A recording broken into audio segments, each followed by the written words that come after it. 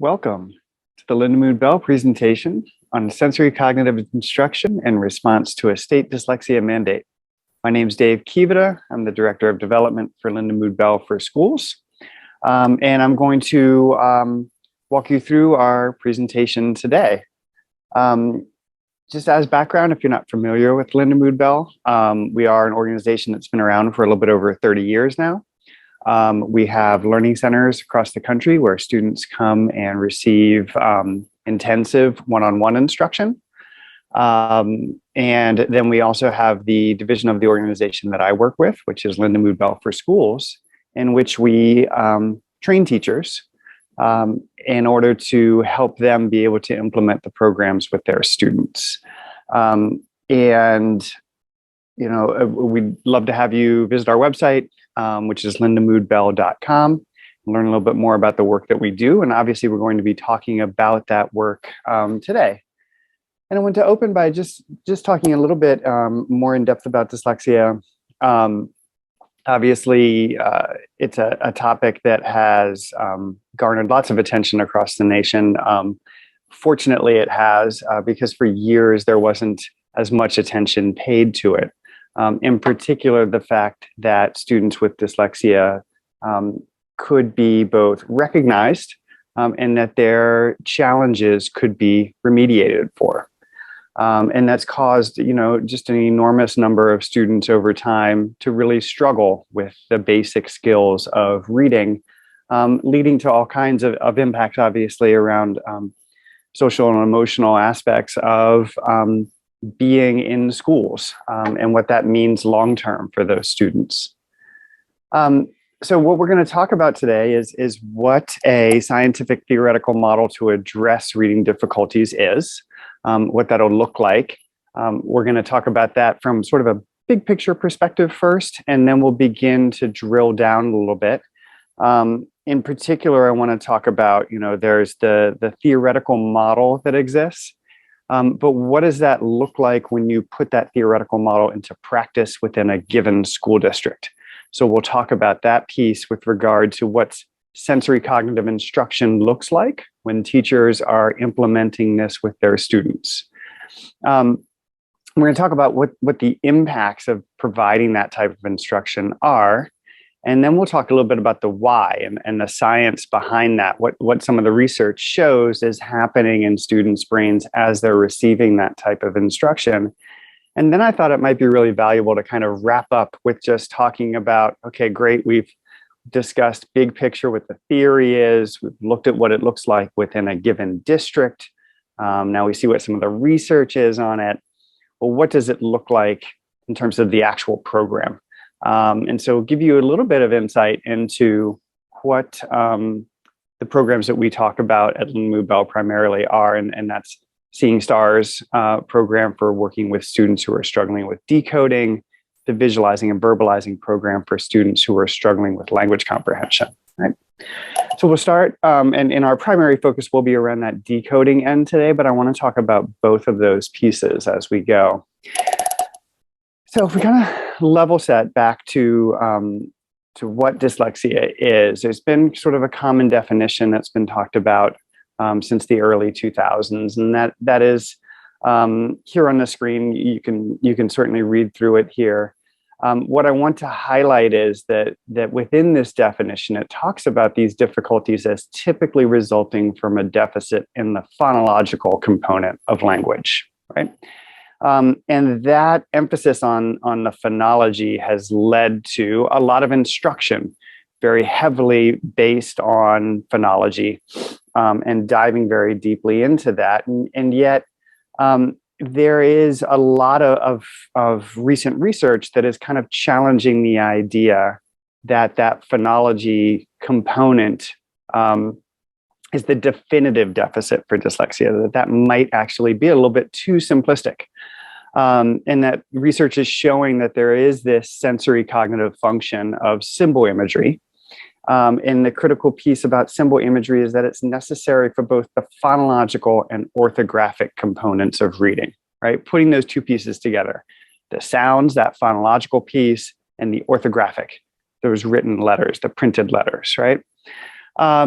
And that research is showing that there is an instructional model that can concurrently address both the phonological and orthographic components of reading. And that if we do that, if we provide instruction that works on both of those areas at the same time, it can result in very significant gains in reading, even for students who have specific labels of dyslexia. And so we'll talk a little bit about what symbol imagery is, right? And symbol imagery is that sensory cognitive function that we're discussing.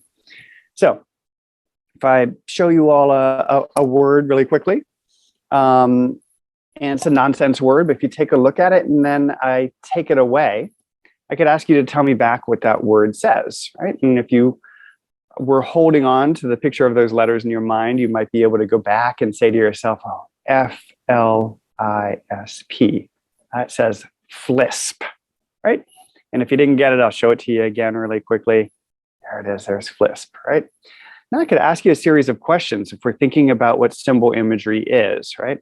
What did you picture for your third letter in the word flisp? If you're thinking about it, you're saying to yourself, flisp. Oh, I'm picturing an I there. Great. How about your fourth letter? An S. How about your fifth letter? A P. Now, that's that ability to hold on to those letters in your mind. So if I'm asking you those questions, I know that you're holding on to those letters, right? Now I could do some exercises with you. So I could say, switch your fourth and fifth letter around, or your last two letters around, and tell me what the word says now. Now you could say, oh, F-L-I. I had S-P. I need to switch those two around. P-S. Oh, it says flips, right? And that's working on that phonological component of the word. And there was our word again originally. We switched those last two letters around, and now we've got flips, right? And I could even say to you some other questions, like, what'd you picture for your vowel sound, right? And you could say, oh, I'm picturing an I. What sound does it make? Eh. Change it to an A. I would say flasp, right? And that's good, what we call symbol imagery, that ability to create mental images for sounds and letters within words. And it's a sensory cognitive function for both orthographic and phonological processing, as we were just going through and doing, right? It was both questioning to that orthographic process of being able to hold on to and image those letters in your mind, and then that phonological piece of doing some exercises like identifying a letter and telling me the sound that it makes, switching two letters around and telling me the word that results from that change. In students who struggle with phonemic awareness and symbol imagery, often obviously have a lot of those basic challenges that we see in terms of their decoding, right? Things like weak word attack skills, but also weak word recognition skills, right? There are certainly students who may learn how to sound out words, but they still can't recognize that word when they see it in the next paragraph, even though they just sounded it out. So real difficulty learning and retaining sight words despite lots of practice. They may have weak phonological spelling skills, so they don't get a vowel sound in there for each syllable. And you can kind of contrast that with weak orthographic spelling skills, where a student can make that word say opportunity because they've done lots and lots and lots of phonemic awareness activities, but they can't hold on to the one correct pattern for it. And these students will obviously have real difficulty reading fluently in context. They're not monitoring, or they're not necessarily aware of what they're doing as they're reading and the mistakes that they make. Or if they are aware of it, they still can't figure out how to correct it themselves.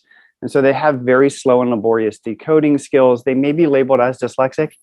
And of course, in many cases, they may not be labeled as dyslexic, right? They're just students who are struggling. So hang on to this idea of these symptoms of a weakness in phonemic awareness and symbol imagery, what we've been talking about, and kind of contrast these pieces with what we talk about as concept imagery. Concept imagery is the ability to kind of create what I would call a movie in your mind for language as it's coming in, right? And that's what allows you to, say, read a book, put it down, and still be able to summarize what it was that you just read, right? That's good concept imagery, different than symbol imagery, right? Very different. And so what are some symptoms of weak concept imagery? Weak concept imagery shows itself in issues around just basic language comprehension, whether written or oral language. And then obviously, as those pieces are applied to critical thinking, right? Difficulty with following a basic sequence of instructions, expressing language orally. So you can think about those kids who can't really describe to you effectively what it is that they're thinking about, whether they're using too few words or too many words. And how it is that ties into students' writing, right? If they can't verbalize very effectively, they're not going to be able to write very effectively. And then it has, various real world challenges that you can see in there. In particular, things like being able to attend to what it is that's happening in the classroom or happening in the real world, and being able to focus and grasp that information, right? So that's the symptoms of weak concept imagery. And it's important to hold on to this idea that all of these pieces have to integrate, right? In order to become a complete reader, students do have to have good phonological processing and tie that over into their word attack. But they also have to have good orthographic processing, so that when they're sounding out words, they're also beginning to map those sounds and letters in their mind so that they can recognize those very quickly on the page. And they have to have a well-developed vocabulary so they can use contextual cues to help propel them as they're reading. And all of those pieces have to work together in order to feed into the whole point of reading, which is comprehension, right? Reading without comprehension is not actually reading, it's just decoding. And we're going to talk a lot about decoding today, but I don't want us to lose track of the fact that there are some students who can decode effectively, but still cannot comprehend what it is that they're just reading, right? And that goes to that concept imagery that we just discussed. So I like to talk about this Venn diagram. We talk about it all the time at Lindamood-Bell because we want to think about our students and say, our students are struggling with reading. That's a big picture statement, right? They're struggling with reading. Where are they struggling with reading and why? And if I have to figure out that piece, because that's going to tell me, A, what type of intervention I want to do with them, and B, how am I going to group them with other students who need that same sort of intervention at that same level, right? So if I look at this Venn diagram, what type of assessments do I have that are telling me, is my student struggle with reading about their phonological processing and their word attack? Or is it about their orthographic processing and their word recognition? Or is it an issue of low vocabulary? Or is it global? All of those pieces are okay, but they still don't comprehend what it is that they're decoding. And of course, to what extent is it related to each of these different pieces, right? Maybe they struggle in multiple areas. And you can think about the importance of that in terms of the importance of a teacher's ability to differentiate instruction to meet students' needs, and a teacher's need to be able to group students effectively based on the commonality of where their struggles are, right? So really being able to dig into detail into those pieces. And we're going to talk about some assessments a little bit later related to the implementation of these programs that'll help you think about that Venn diagram. So we'll talk a bit about what the dual coding theory is and symbol imagery in more detail, right? Dual coding theory is a theory of cognition created by a gentleman named Alan Pavio. It's been very heavily researched and is shown as one of the strongest candidates for a unified scientific-based theory of literacy, which is really exciting to hear. And there's a picture of Alan Pavio, and he talked about cognition, our ability to understand something, is proportional to the extent that you can create mental representations for language, and that language and mental representations are integrated together. And that obviously students are going to, or individuals overall, I should say, are going to differ pretty widely in the ability to access those coding mechanisms, right? And that's important when we think about the process of reading, because earlier I was mentioning that definition of dyslexia and the focus on phonological-based instruction and how heavily that's become imprinted in what's happening with students instructionally. And when Lindamood-Bell first began, the primary program that we did was a program called the LIPS program, stands for Lindamood Phoneme Sequencing. And when I first started working at Lindamood-Bell, I've been with the organization a little bit over 20 years.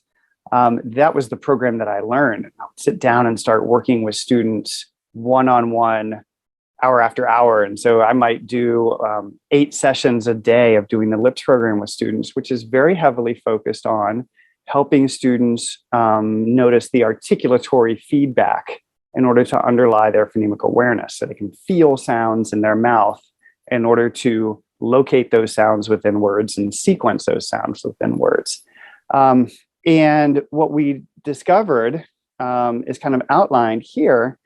And I really experienced this in working with kids, right? They would make these phenomenal gains in terms of their phonemic awareness. And we'd use mouth pictures to represent sounds and then colored blocks to represent sounds. And that really helped them be able to locate sounds within words and develop their ability to sound out words. The challenge was when we went to go read in text, my students couldn't recognize those words. And so they could sound out words now, but they were sounding out each and every single word on the page. And obviously, when they got to larger amounts of text, what they did was revert back to just guessing at the words because they couldn't sound it out quickly enough and they couldn't hold on to it, right? So students, in addition, when they went to go spell, were spelling phonologically rather than relying on their orthography as well. And so that's what really drove the derivation of thinking about, well, what is symbol imagery and what is it that we do as good readers and good spellers when we sit down and we read? And so again, just to level set, that's where we talk about our language processing spectrum as ranging from students who have a weakness in decoding and might be classified as students who have dyslexia, their weaknesses in symbol imagery. And then at the other end, you've got students with weak comprehension, who at the far end of that spectrum might be labeled as students who are hyperlexic, meaning they can decode just about anything but can't comprehend what they just decoded. And many students with autism are hyperlexic, right? And that's a weakness in concept imagery, that ability to create a movie in your mind for language as it's coming in. Okay, so that's big picture of the sort of theory of what we're talking about in the dual coding theory, the idea of symbol imagery and concept imagery. And now we'll talk a little bit about, what's the reality of implementing these programs in a district and what happens when you do so. And so we're going to talk about a district called Fort Smith Public Schools, which is in the state of Arkansas. Arkansas several years ago passed some dyslexia legislation that outlined a couple of different specific things that needed to happen, including universal screening for all K2 students, an initial intervention cycle for those students who were noticed in that screening process as struggling, and then a secondary screening process if those students continued to struggle, and then intervention groups specifically designed for students with characteristics of dyslexia. And the state did a lot of great work around doing dyslexia awareness training for all of their teachers. They call their training RISE training, in order to really bring awareness across the spectrum for teachers about what it is that's happening when students are struggling with reading and what it is that needs to happen for those kids. So a little bit of background for Fort Smith. It's a district of about 14,000 students, and it's a very diverse district. All the schools within the district are Title I schools. And in 2019, they had about 583 students who by that point had been recognized as having characteristics of dyslexia and receiving intervention in those dyslexia intervention groups. Right? And so Lindamood-Bell started to partner with Fort Smith back in 2016-17. And the district really wanted to look at bringing in a program that was going to address all the component parts of reading. What they liked about Lindamood-Bell was their ability that the programs are based on responding to the student's response in a very Socratic manner, so that teachers are taught to engage students in first being aware of what it is that they're doing on a sensory cognitive level and allowing those students an opportunity to compare what they did back to what they were supposed to do, and allowing those students the opportunity to self-correct.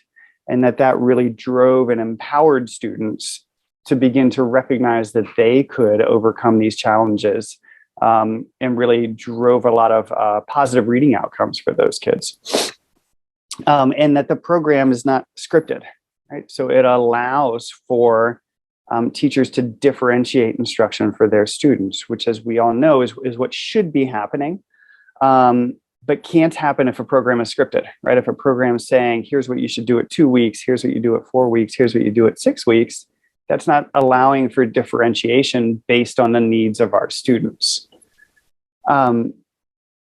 So we rolled out sort of an initial pilot with the district, working with K through 2 classroom teachers, as well as other support staff within the district, and did initial workshops with teachers, and then crucially provided some job-embedded professional development for them. So as the research shows about how it is that we learn as adults, we don't learn from just a one-shot workshop and go back and implement a program with fidelity. Instead, what we need is ongoing support, and crucially support as we're working with our students. And so what we were able to provide to Fort Smith was using a virtual platform, such as the one that I'm providing this workshop, this presentation to you now. Lindamood-Bell's virtual consultants can sit in on an actual session where teachers are working with students, and they can model the lesson. They can co-teach with that teacher. They can provide feedback as the teacher is working with those students. And it's a really dynamic environment where now I get the opportunity to take what I learned in that initial workshop and be able to refine it as I'm working with my students. So the district was really excited about that sort of model of professional development. And then doubly excited when they saw what some of the changes were in the district when they looked at how are these pilot schools doing in terms of their DIBELS assessments, which is the assessment that they were using. And we came in partway through the year and did the training for teachers, I think in November and December, so they could start to implement it mid-year. And you can see in this chart where the students were. There's about 392 kids on the different components of the DIBELS assessment at mid-year. So 392 students, if we look right here in the middle, about 317 of those kids were below benchmark at mid-year. So that's obviously a huge challenge, right? Already at mid-year, we've got almost all of the kids below benchmark in some of these parts of reading. And oftentimes, what happens over the course of the year is that, in fact, that deficit grows for those kids, right? If they're already behind at mid-year, they often fall further and further behind. Instead, as classroom teachers started to use the Seeing Stars program, about 15 minutes a day in a whole classroom setting with their kids, and then, supplementing their other, their traditional reading program, what they saw was by the time they got to the end of the year and post-tested those kids on the DIBELS, they had significantly dropped the number of students who were below benchmark. So they just really excited about that and said, hey, there are some real systemic challenges that we have as a district, been working very, very hard to try to resolve the reading challenges that students are having. And yet we continue to have these challenges. They have a high English language learner population. They believed that they had a real vocabulary challenge there. They did really successfully identify that though they had trained their reading interventionists and their special ed teachers, that they might be able to exit kids from intervention, but if they had just as many kids coming in as they historically had in need of intervention, they weren't going to gain any ground. So at some point, they had to really address that kindergarten through second grade challenge. What was happening in that K-2 classroom? So the changes that they made were to train all of their K through 2 teachers in Seeing Stars program and visualizing and verbalizing program so they could use that in a whole classroom setting. They trained all their dyslexia interventionists and all of their special educators, and then rolled that out to the district as a whole, to all of their elementary schools in year 1.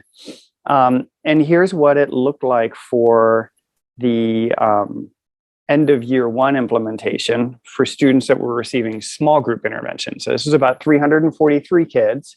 And these were kids who obviously had already been identified as being struggling readers. So they were going to small group intensive intervention.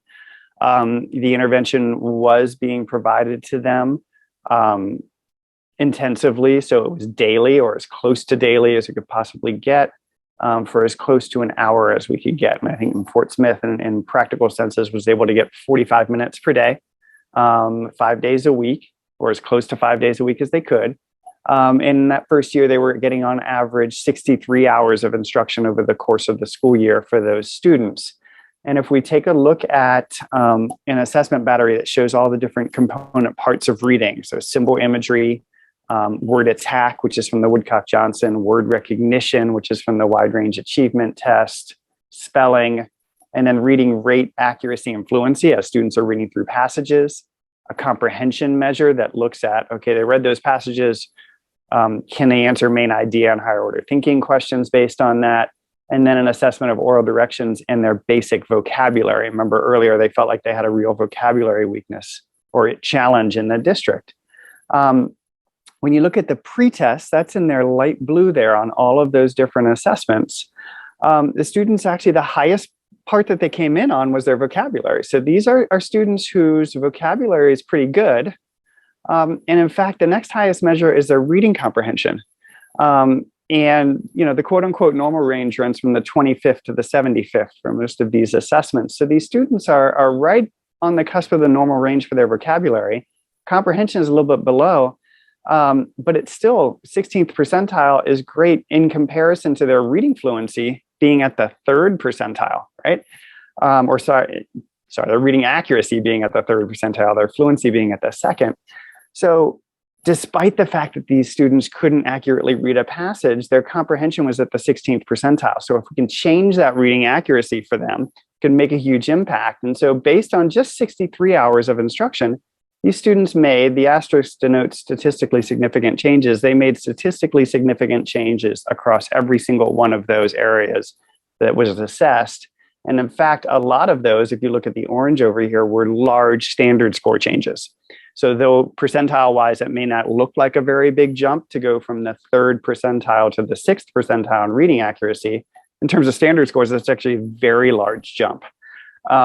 And the impact of that was that their comprehension moved from below the normal range to the normal range, right? Because they had improved their reading accuracy and improved their reading fluency so they could now gain more content, pull more information off of the page. So really excited to take a look at those results from year one, which then led into thinking about, okay, how can we refine this? And earlier I mentioned had about 63 hours of instruction on average, and some schools had much more, some schools had less. So they wanted to try to take a look at how can we even that out so that we really are getting to those sessions. I know those of you who may work with students who are struggling with reading in buildings and you may be pulling them out, you know how inconsistent that sometimes is. There could be all kinds of different factors that are causing that inconsistency. And yet we know that these kids are probably going to need at least 80 to 120 hours of intensive intervention in order to close gaps. How do we get to that? Well, in terms of things that happen in the building, you all know what the key indicator is, right? The key driver of that is the principal, right? The principal is the person who can help drive and ensure that kids are getting the intervention time that they need to get. And so really the district looked at that and said, okay, well, how can we start to work more in depth with these principals to really get them working together and understanding what it is that needs to happen for kids. So we started taking a look at a couple different things. One was monthly school by school comparisons in terms of how much instructional time it was happening. So at the district level, they could see which schools are getting more instructional time, which schools are getting less. And principals could say to themselves, hey, wow, I'm not getting as much instruction time as this other school. Maybe I can talk to that principal and find out what they're doing differently. And then did a lot of principal buy-in by creating some principal walkthroughs. So I talked earlier about those virtual coaching sessions We actually set it up so that principals could sit in on those virtual coaching sessions and see the instruction happening for students, and then get a chance to debrief with the project director afterwards, talk a little bit about what it was that they just saw. And that created that background knowledge for principals about, oh, now I know what to look for when I'm seeing good instruction. And helped teachers know, yep, my principals bought in because they are coming to my session and seeing what it is that's happening. One of the other things that the district wanted to do was take a look at, okay, we've got this large population of students that's struggling. How can we try to provide them an even more intensive opportunity to learn how to read? And so we did a partnered together to do a summer school pilot. And the students came 3 hours per day, 5 days a week for a month. All of the teachers received job-embedded PD as they were providing the instruction to the students. And that went on for 1 month over the course of the summer. It did a lot of engagement activities to make it a lot of fun, had prizes and other things that students could earn for participating in this. And when we took a look at the pre to post for about 19 students, these kids got 60 hours of instruction over the course of that month. What we saw was just really phenomenal gains by ramping up the intensity of the instructional time, right? If they're getting 3 hours a day, 5 days a week now we're getting those same 60 hours that previously took us an entire school year to get. We're now getting those 60 hours in just 1 month. What's the impact? As you can see here, it's much, much larger, right? And very, very quickly, we're seeing students' reading accuracy going from the 4th to the 18th percentile. And so you can see that huge jump in reading accuracy there. So some really fantastic gains in many areas going from below the normal range into the normal range. And that was that decoding piece, obviously, or we're talking about the Seeing Stars program. And I did want to contrast that again. We talked earlier about concept imagery and comprehension. Not all of our students who are struggling with reading, again, are struggling with it because they're having difficulty decoding. Some kids can decode successfully, but they can't comprehend. So what do those kids look like? So if we pivot for a moment, and actually I'm going to go back, I'm not trying to make you too crazy by switching screens, but if we look at these students, remember their reading accuracy was at the 4th percentile on the pretest, and their comprehension was at the 27th percentile, despite that low reading accuracy. If I pivot now and take a look at some kids who've been identified with a comprehension weakness, we can see their reading accuracy is at the 21st percentile, right? But their comprehension is down at the 10th percentile, right? So they've got a higher reading accuracy than they have a comprehension level. With these other students who are decoding students, they've got a higher comprehension than they have a reading accuracy. And so again, when we think about differentiating for students, both of these groups of students, we can identify and say they struggle with reading, but they're not struggling with reading for the same reason at all. And so I don't want to provide them the same intervention, and I don't want to group them together. They need something different.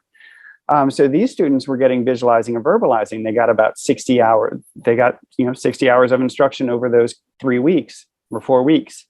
And look at their comprehension gains. Again, all of those decoding measures were already coming in high. So we weren't going to focus on decoding. Instead, we're going to focus on how do you create that movie in your mind. And look at their comprehension jumping from the 10th percentile to the 32nd percentile. So you've got kids who are coming in below normal range. They do 4 weeks of intensive instruction over the summer. They're coming back in well established in the normal range for reading comprehension. Think about how that changes what happens for them when they go back to class in August. Significantly different experience for them, right? Okay.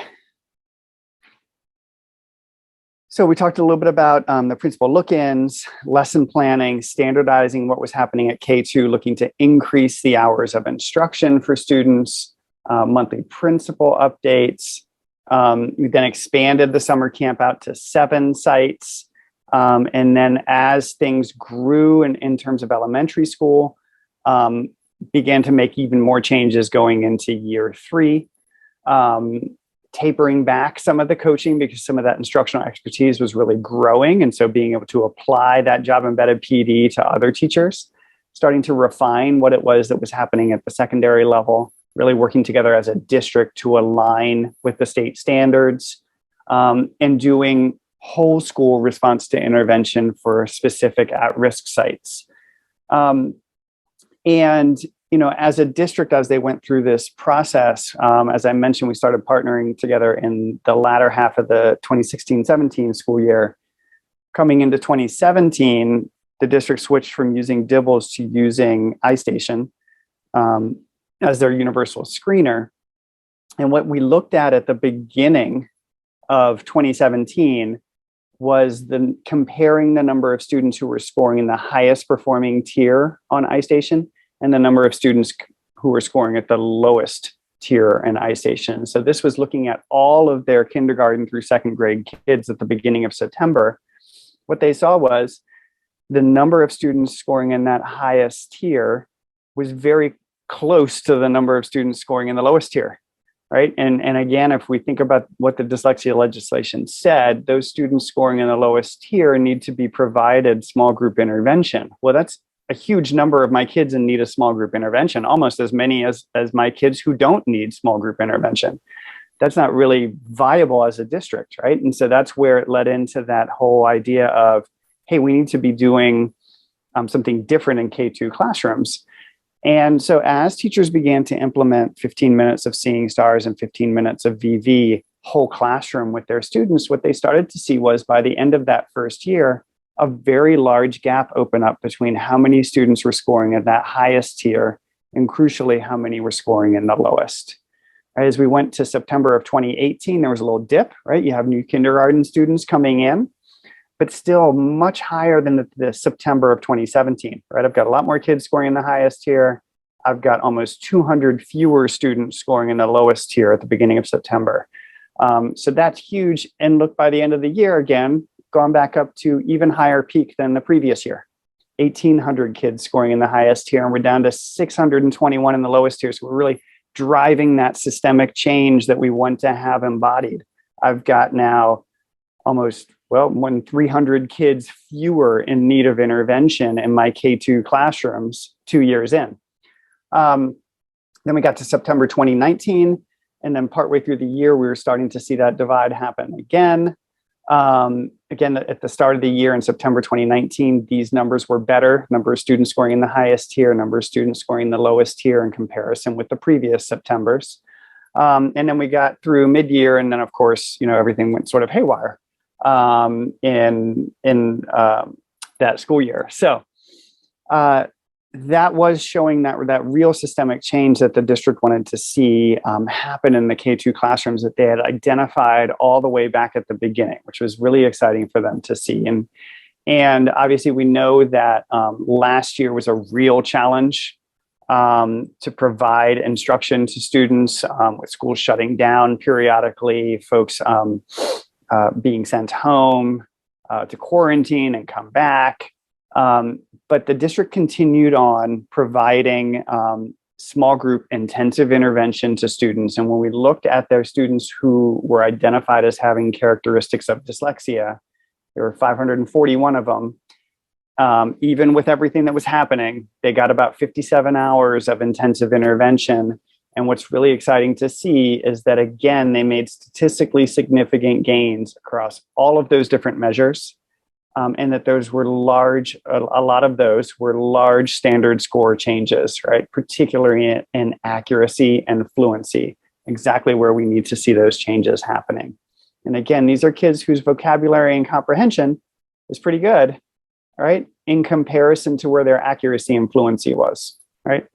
So as we think about that sort of real world, the reality of what it is that's happening as you implement these programs with students in districts, I want to think about why is that happening? What is it that's happening with these students' brains? What's changing for them over the course of that instructional time?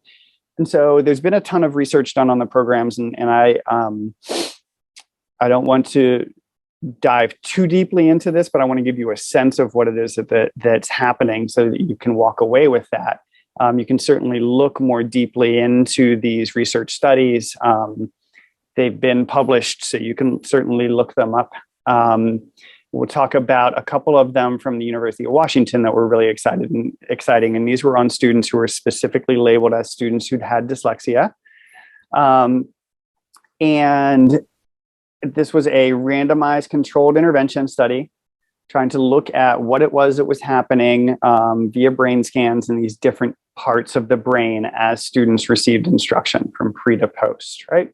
And so there were a couple of different studies here. The first one took a look at what was happening in terms of both reading skills and white matter growth in struggling readers. And so they looked at some MRI data across a couple of different intervals during 8 weeks of intensive reading intervention. These are students who were getting the Seeing Stars program. And they saw that there were large scale changes throughout the white matter, and that was in concert with growth in reading skills. So really exciting to be able to see that throughout that interval study. And here's sort of a quick summary of it. The students grew by an entire grade level, and that growth correlated to changes in white matter conductivity, right? And that subjects that were in the control group or that comparison group didn't show any changes. And so this really showed that the development of symbol imagery led to an increase in the brain structure conductivity and improved reading for children who had dyslexia. Then there was a second study that was done. Second study looked at, is there really a sensitive period of time for when this needs to happen, right? We always talk about the need for early intervention. And I think sometimes the idea of focusing on early intervention gets conflated with, if we don't do it early, there isn't any point in doing intervention, right? And we see the reality of that sometimes happen in schools where in the early years, schools are very heavily focused on providing intervention when students are receiving special ed, and maybe later they're not as much, right? And that we're shifting to, well, let's help the kids access the content material. And so what was really exciting about this study was that they found that when they looked at different ages of students, the magnitude and time course of plasticity does not depend on the subject's age. So that for reading intervention, if there is a sensitive time period for when it needs to happen, that sensitive time period does not end before middle school. So that's really exciting information to walk away from. That just because we haven't resolved this very early does not mean that we can't resolve this for students later. Right? Obviously, the earlier we do it, the better, right? The less social emotional challenges students face over years of struggling. It's just to say that when we do get our kids to the latter part of elementary school and even into secondary school, we should continue to think about being able to remediate those issues with students. And then there was a third study, and the third study looked at what kind of changes happened depending on how much instruction students got. So these students got 160 hours of intervention over 8 weeks. And then they were collecting data over 4 different times, right? Based on decoding, oral reading fluency, and comprehension. And then also looking at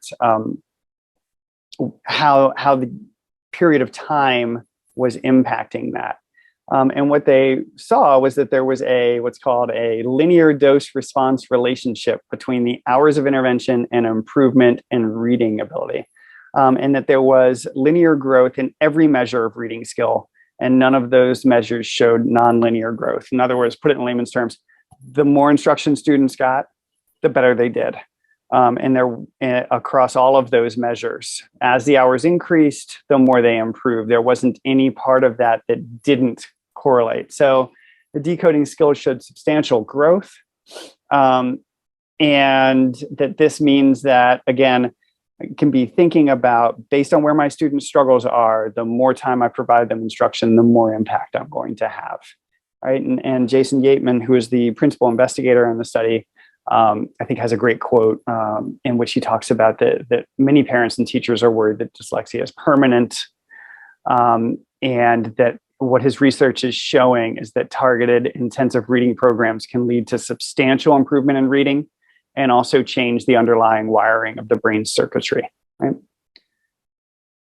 And we saw the reality of that in Fort Smith too, right? With kids who got now, we were talking earlier about 60 hours of instruction. What about kids who got 164 hours of instruction over the course of 3 school years now of intervention? What happened with them? Did they make those same sorts of gains? And when we look at their standard score changes, yep, every single one of those areas is in the orange. Every single one of those areas of decoding is in the orange, right? Leading to those significant changes in comprehension as well. So super exciting to see. And one of the challenges is to say, well, kids are getting intervention. What does it mean for them long term? It's great while they're getting intervention. At some point, though, we have to get them back into the classroom. And what happens when they get back into the classroom? Are they going to be able to continue that growth? And that's where I think there's been a lot of very exciting research, and you can look this study up as well. And there were sort of 2 parts to the study. This was done at Georgetown University. One looking at, were there changes in gray matter volume in response to students' instruction, students who had been identified as being dyslexic. And so what the study found quickly was that, in fact, there were increases in volume of gray matter at the end of the intervention, specifically in areas of memory and mental imagery. And then the second part of the study looked at what happens after the intervention, right? And so what this kind of graph shows is, here's where the students were in terms of change in gray matter volume when the study began, right? And T1 to T2 is as students are receiving that intervention, right? So T1, T2 is at the end of the intervention. This is the amount of change in gray matter volume. And so then what they said is, okay, well, now let's leave these kids alone for a little bit. Have them come back in. We're not going to provide any more intervention to them. Have them come back and let's see if those gray matter volume changes continued. And so that was T3. They came back and was measured again. And in fact, the growth that had happened continued, right? And that's what's really exciting. Get enough instructional time with kids who can change the way in which their brain is functioning and do so on a permanent level so they can maintain that change over time. And then one more study we'll talk about, which is out of MIT. And the interesting thing about this study, this was looking at impact of summer reading intervention for students with reading difficulties. And what I found to be kind of fascinating about this was that at baseline, at the very beginning, what they had noticed was they were able to take a look at some students being at a higher socioeconomic status and some students being of lower socioeconomic status. And what did that mean? And the higher socioeconomic status students correlated, as you might predict, with greater vocabulary skills and also greater cortical thickness in the brain, which is an interesting association to see, right? And then when they provided intervention to students, what they saw from the students that received intervention was the lower socioeconomic status students made greater reading improvement and grew greater cortical thickening than did the students of higher socioeconomic status, which is really exciting because it means that summer reading intervention obviously is coupled with cortical growth, but is particularly beneficial for children with reading difficulties who come from a low socioeconomic status environment. And that's the reality of a lot of our kids that we see struggling with reading in schools. And so it's exciting to see that happen here and have that validated through research, right? Okay, so we've talked about sort of theory of dual coding, talked about symbol imagery and what the role of that is for both phonological and orthographic processing. Talked about concept imagery, the importance of that for oral language comprehension and written language comprehension. And it's nice to be able to compare and contrast those two pieces, right? And another way that I think is cool to sometimes think about it, Pat Lindamood always used to talk about contrast aids perception, right? Better understand one thing by contrasting it with something that it's not.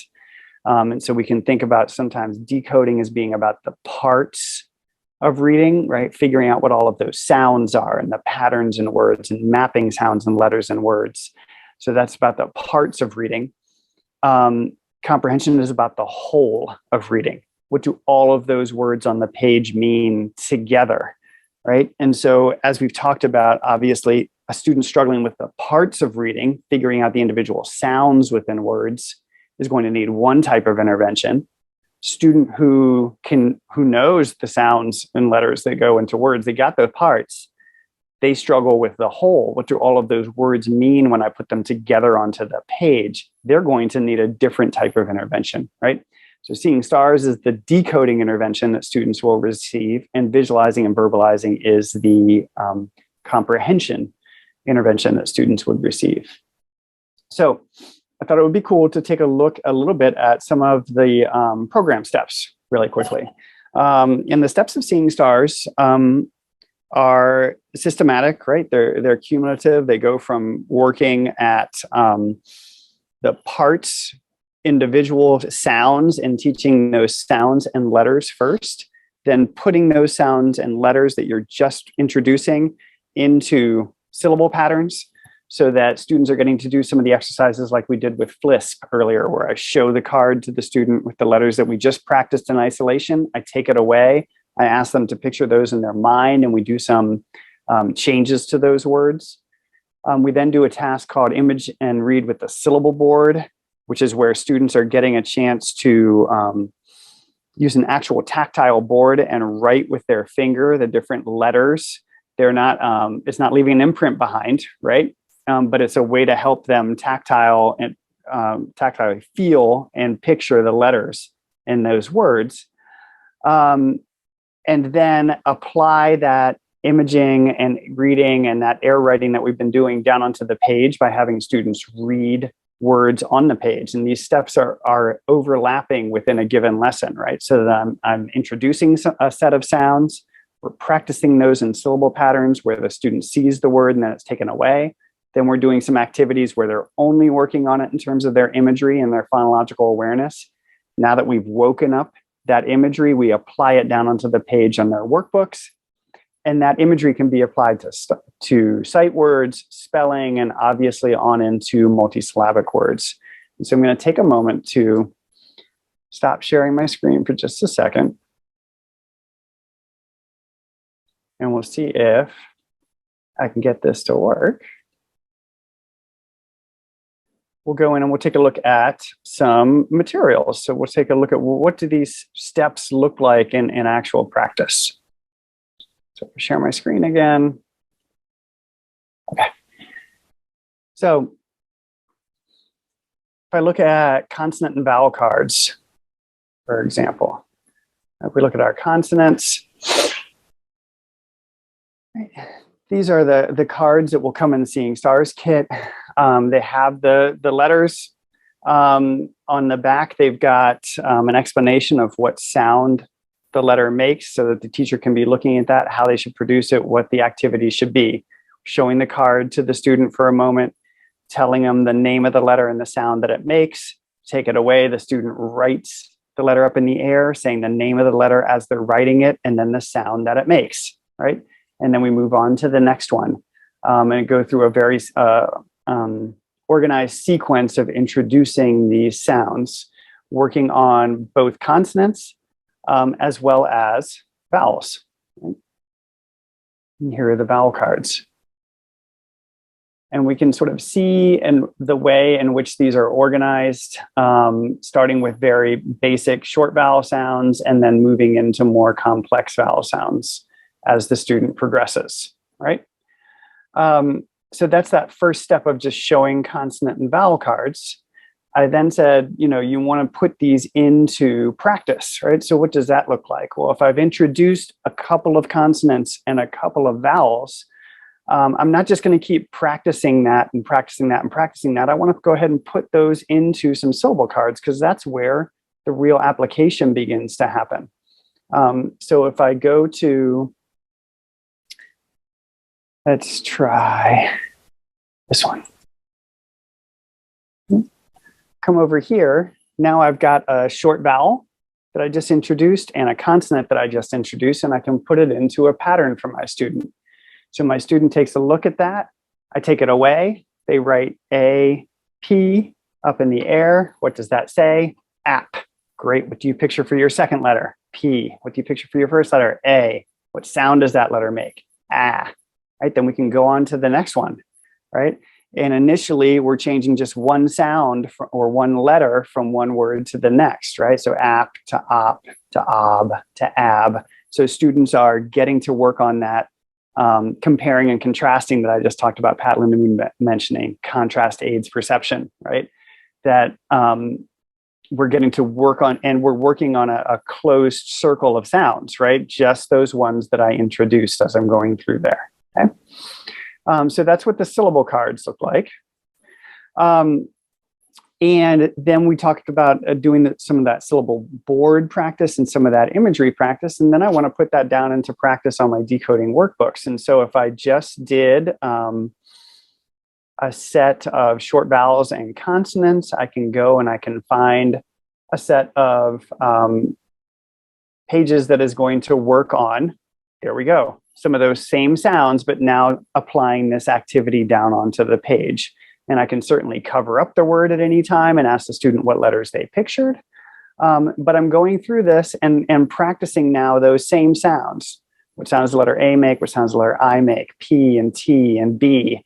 And I've practiced them in isolation with my letter imagery cards. I've reinforced that with my syllable cards where I'm showing it and taking it away. Then they're getting to practice it entirely in their imagery. And now we apply it down onto the page.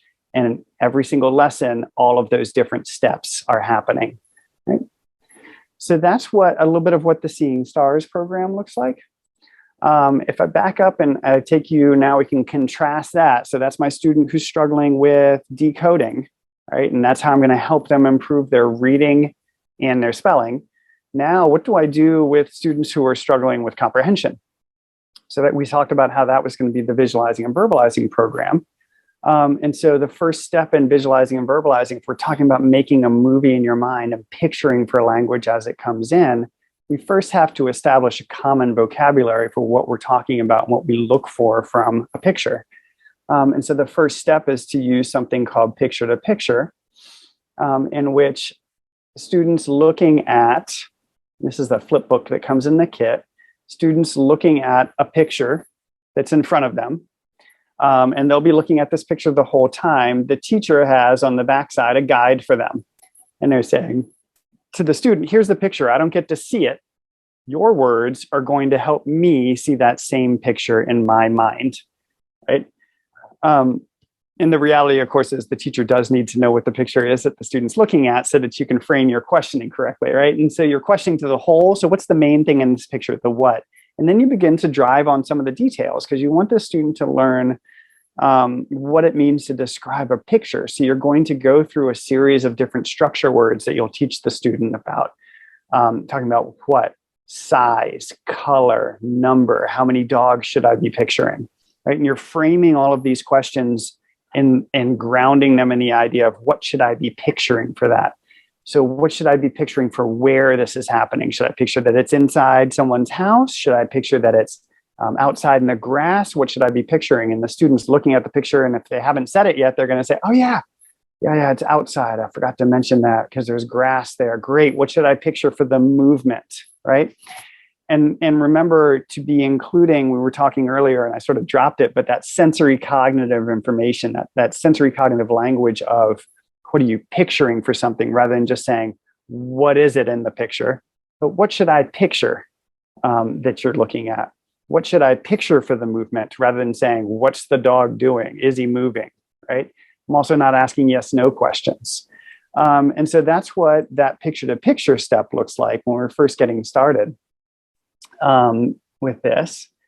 And then what we want to move on to is, if I get to work, that's right, here we go. All right. At a certain point, we're going to move into having students create a picture for, obviously, or a movie, an ongoing movie for an entire story. And so we picture some stories initially that are going to be very high in imagery and are going to be self-contained. So they're going to be like a single paragraph long story so that my student can move from picturing for the individual sentences to a story. So remember, if we go through in sequence, We were just looking at an individual picture and having the student describe a picture that's in front of them. They'll then go through and start to create a picture in their mind for a given word that they're not looking at a picture for. They'll describe that. Then we start to image for a sentence. And now we're imaging for multiple sentences within a paragraph. And so if I jump forward to a really great story that I like a lot here. And these are second grade stories. This is a good one to do. And so here we've got the whole passage. I can kind of see where it is that they're going to go. As the teacher, I've pre-read this to myself. I'm not pre-reading it to my student, right? My student's going to move from parts to whole. So when I start the lesson, I'm going to ask them to just picture one sentence at a time. So I'll say this, the title of the story is A Fishy Snack. Young men once held contests to see who could eat the most live goldfish. My student's going to put down a colored square just to represent that they are picturing for that. And I'll say, what do those words make you picture? They start to describe it. Oh, I'm picturing these guys, and I can see them holding goldfish and eating them, or dropping them in their mouths or something like that, right? And we're questioning to make sure we get a good image for that. And I read them the next sentence. One by one, they grab the wiggling fish from a tank. What do those words make you picture? Student puts down another colored square and says, oh, well, now I'm picturing that they're on a stage and they're reaching into the tank to grab the fish, and they're wiggling around. It's hard to get a hold of them. Excellent. What do you picture for now I'll read the next sentence. They dropped the fish in their mouths and swallowed. What do those words make you picture? My student puts down a colored square for that one. Oh, now I'm picturing them tilting their heads back and dropping the fish in. Excellent. But the next sentence, a crowd cringed as each man gulped as many fish as he could. Oh, yeah, nice. Got that one. Oh, I'm picturing the whole audience out there. And so that as the story progresses, their pictures start to match that language, right? Some men ate too many fish and got sick. What do those words make you picture? And they can talk about that one as well, right? So once they've built all of these pictures, what we can then do is go through and get what we call a picture summary, where they can touch each colored square and tell me what it was that they pictured there.